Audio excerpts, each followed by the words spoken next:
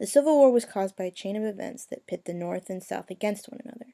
The Northwest Ordinance was the first link. It gave birth to states, but only the Missouri Compromise defined which states would be free and which states would be slave. The second link was the Tariff of 1828. Only the North benefiting from the taxes caused friction between the North and the South. Despite the nullification crisis, the uproar was quieted. The third link came in a wave of events: Texas's statehood and new land from the Mexican War. How to divide the new lands between free and state was highly debated. The fourth link came when the Compromise of 1850 tried to diffuse the tension between sides. When Kansas and Nebraska became territories, that calm allowed the use of states in deciding if they were free or slave states. This led to Bleeding Kansas, where anti- and pro-slavery factions bloodily duked it out to meet their various agendas. The final nail in the coffin was Lincoln's own election. His platform of anti-slavery and the fear of federal power overriding state power led to South Carolina leaving the Union.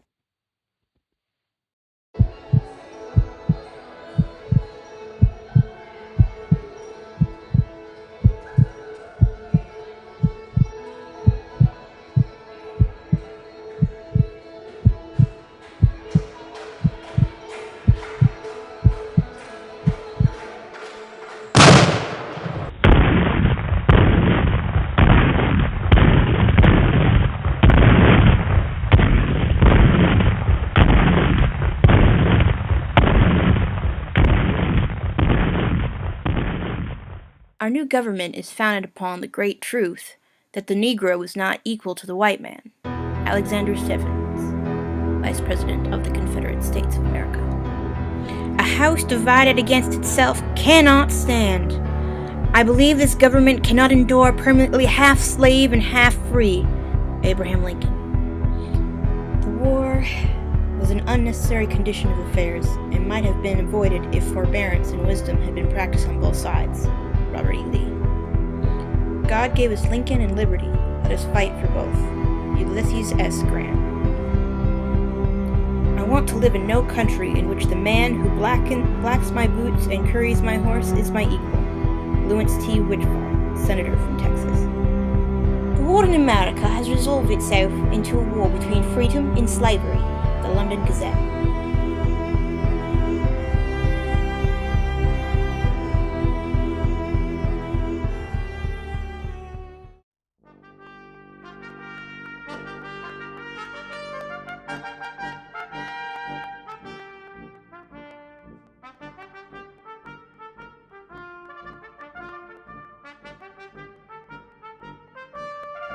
With malice towards none, with charity for all, with firmness in the right, as God gives us to see the right, let us strive on to finish the work we are in, to bind up the nation's wounds, to care for him who shall have borne the battle, and for his widow and orphan, to do all which may achieve and cherish a just and lasting peace among ourselves and with all nations.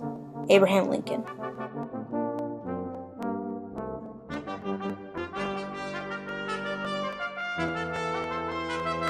The Civil War was not a mere strife for territory and domination, but a contest of civilization against barbarism. Frederick Douglass. If the Negro knows enough to fight for his country, he knows enough to vote. If he knows enough to pay taxes for the support of the government, he knows enough to vote. If he knows as much when sober as an Irishman knows when drunk, he knows enough to vote. Frederick Douglass.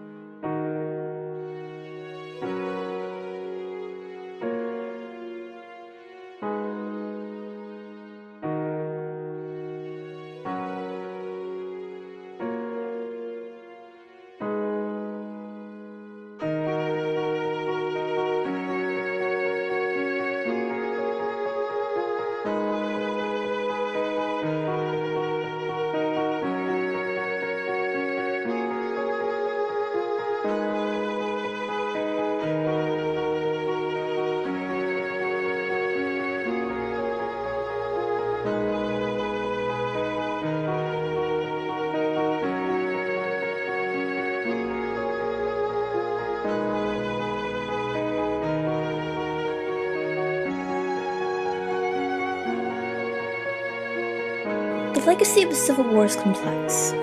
History involves one unraveling threads and seeing where they lead. Some of the threads from the Civil War led to less than appealing ends, such as segregation, Jim Crow laws, white supremacy, and so on. Others of these threads led to the freedom of an entire people.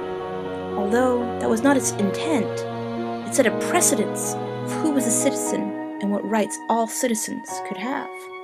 It was a spark, one that took many decades of pain and turmoil to fully bloom into any semblance of a flame. And for many, this fight still continues. Despite this, progress has been made. Many people's minds have changed, and today, many, and not simply blacks, thrive off the political ends that the Civil War caused. Also, we are more of a cohesive body, and our nation has flourished in so many ways. It was a small step, but as Lao Tzu said, a journey of 1,000 miles begins with a single step.